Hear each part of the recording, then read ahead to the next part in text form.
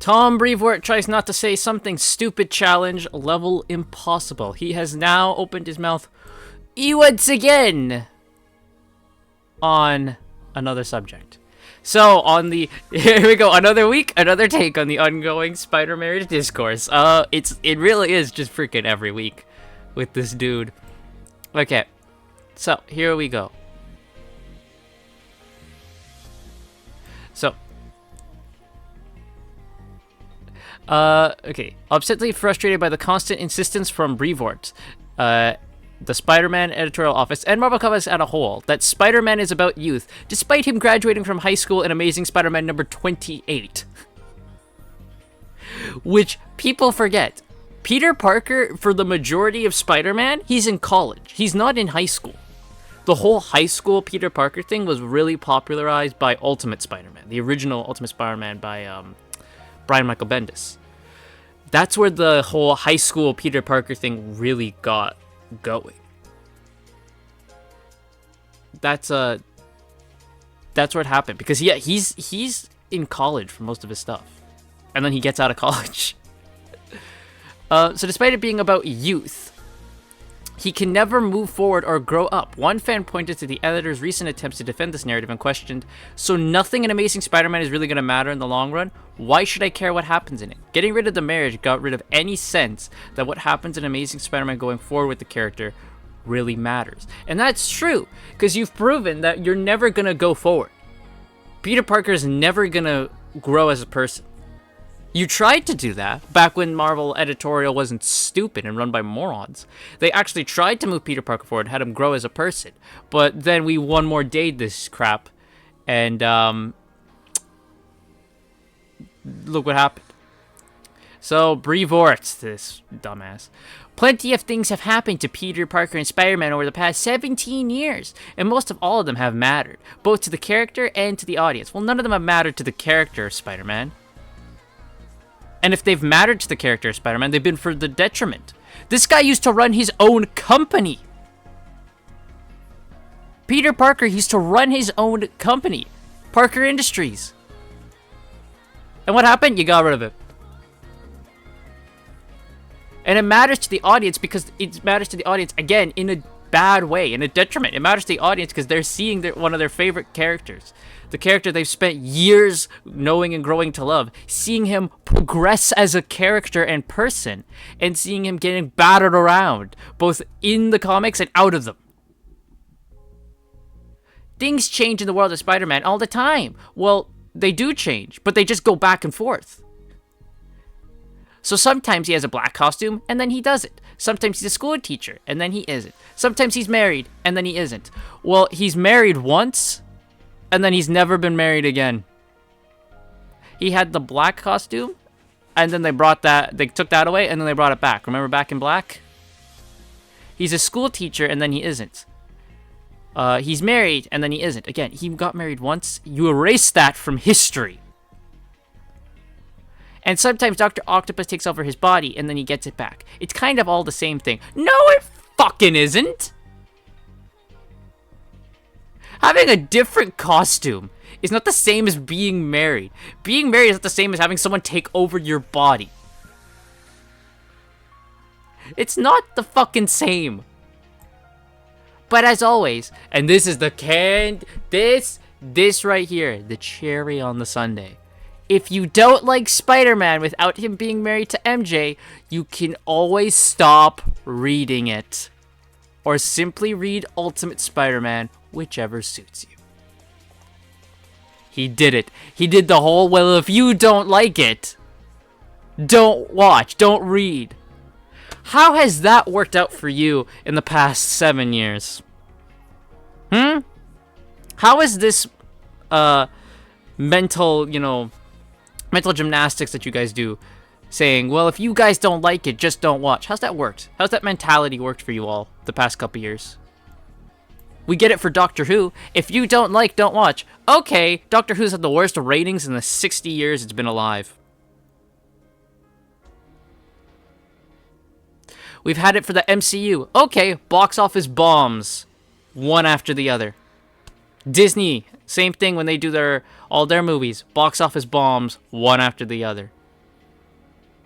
You see it for the TV shows as well. TV shows that go with that mentality, if you don't like it, don't watch. What happens? They fail. They flop. They get canceled within, like, not even a thing. Saying, if you don't like, you can stop reading. How has this worked out for you in the past? And it's true. People have stopped reading. We did it in a previous video. We checked ICV2. Amazing Spider-Man was not in the top 50 of comics for the entirety of 2024. So people have stopped reading. People who collect the books don't even read it anymore either. They're just collecting it because it's habit at this point, or they put it right in their long box and go like, oh, this will be worth something one day, I guess. Don't even read it. So people underestimate the power of words. Him verbally saying, if you don't like it, don't read it, is going to be a lot of people's, like, switch flick going like, oh, okay, I can just straight up stop now.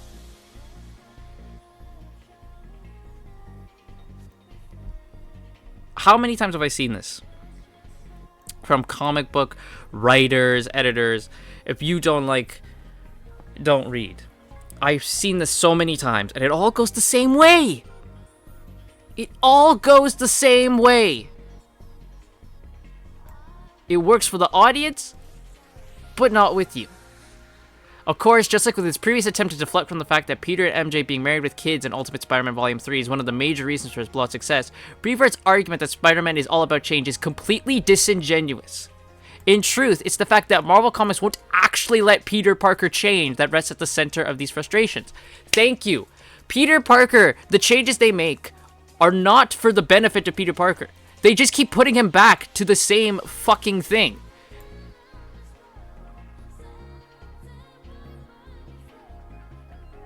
Peter Parker, the fact that Peter Parker doesn't change is actually the reason for a lot of people's problems with Spider-Man.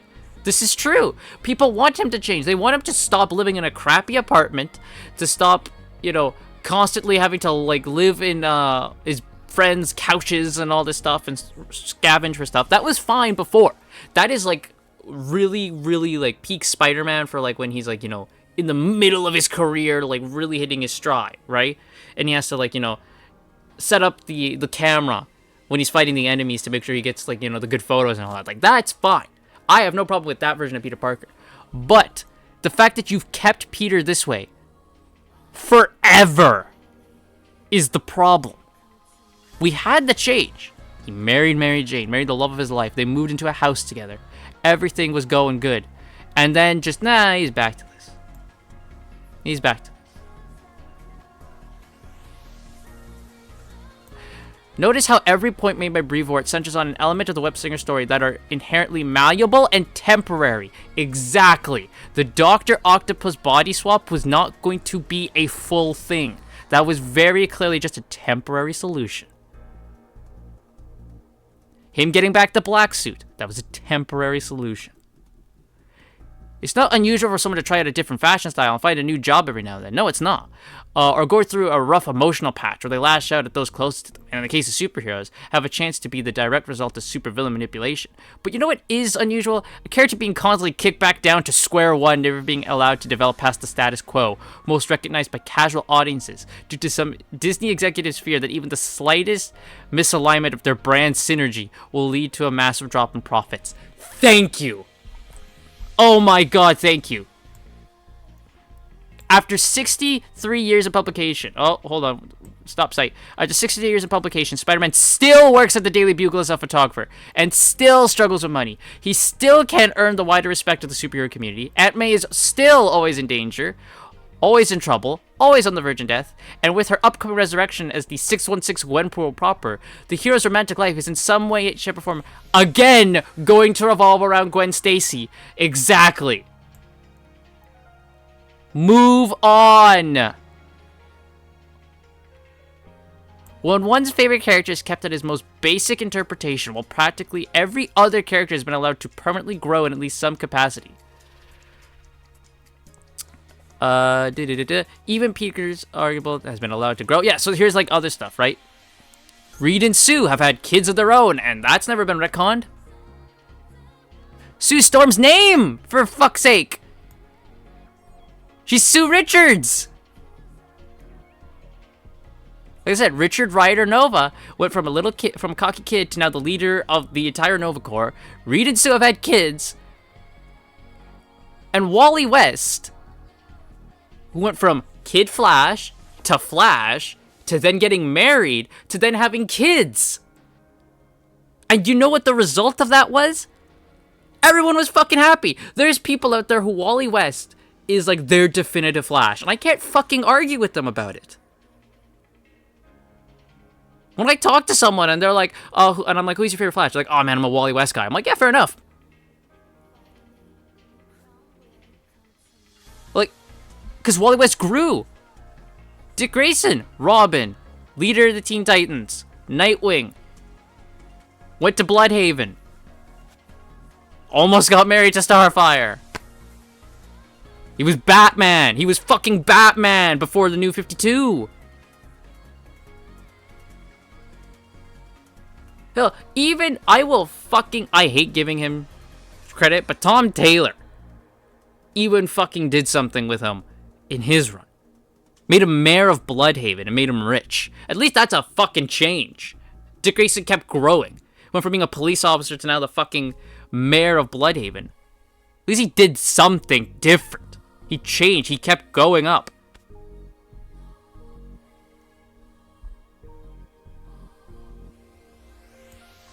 It's fucking stupid. So there we go. Another stupid take by Tom Brevoort. He straight up has told you, if you don't like it, don't read. Don't worry, sir. I stopped reading Amazing Spider-Man a long time ago. So, thank you all so much for watching. Let me know your thoughts, and I will see you all